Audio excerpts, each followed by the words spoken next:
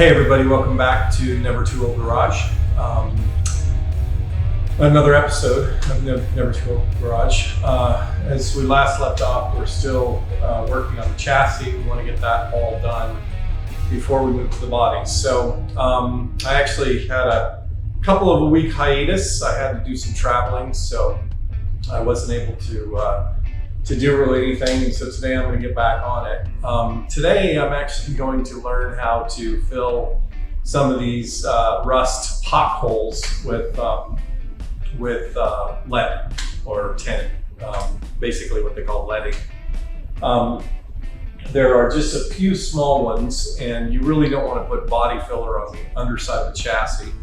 So I figured it'd be good practice to learn how to do that, another skill. So I was watching some YouTube videos to figure out how to do it, and I bought some supplies over here. Let me angle the camera down. I bought some supplies online from Amazon. I got some tinning butter, which is what's needed to prep so that it bonds correctly. And then I bought a tin stick, and I bought, I guess they call this a shaping paddle. And what this allows me to do is when this is wet, it allows me to shape it.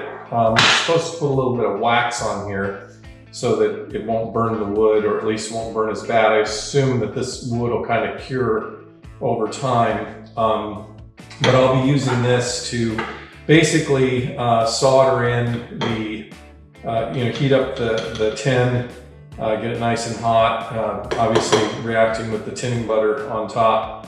And then you use this to smooth it out. And then once it dries, or not dries, once it cools and cures, it should give pretty much the same look and feel and consistency as the actual metal. It's not structural, that's why I'm not worried about doing anything stronger. It's just some little holes in the bottom of the chassis, which I could probably leave them, nobody would ever see them, but the idea of this project is to learn how to do some things. So you can use tinning as a method to fill in lots of holes, not just on the bottom of the chassis, but you can actually do it on the body as well in place of body filler. But it'd be good to kind of learn how to do this. So that's what I'll be doing today. I'm going to be filming that over here, as I mentioned. Over here, not sure if you can see, but there's a few holes. Let me take this off here. We've got these little holes here that I think if I can put that solder in, it'll fill those in kind of nice. But again, it's not really structural. This is not anything, that's going to be, carrying any weight or anything. It's really just about appearance. So I want to get these little pock holes filled in. May even do it in here.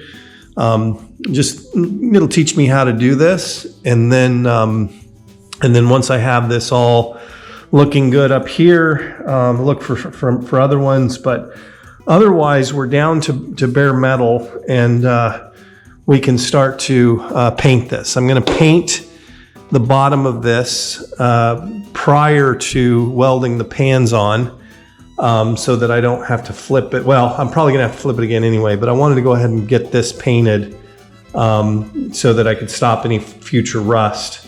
We'll get the pans put on. I'll probably have to flip it back over to paint the bottom of the pans. I don't want to paint them before I weld, because I'm not sure what the heat of the weld is going to do to the paint. So I'll paint this main tunnel, but I'm not going to paint the pans because those will heat up. I doubt that this will heat up a ton, away from the weld, but we'll have to paint it again. I'm learning, obviously, and we'll see. But again, today's episode, we're really going to be focused on putting getting these little pock holes filled with the tinning. It'll give me an opportunity, and then later on, if I want to use some tinning on the body, when I get to the body side, I'll know how to do it. So anyway, with that, we'll go ahead and get started.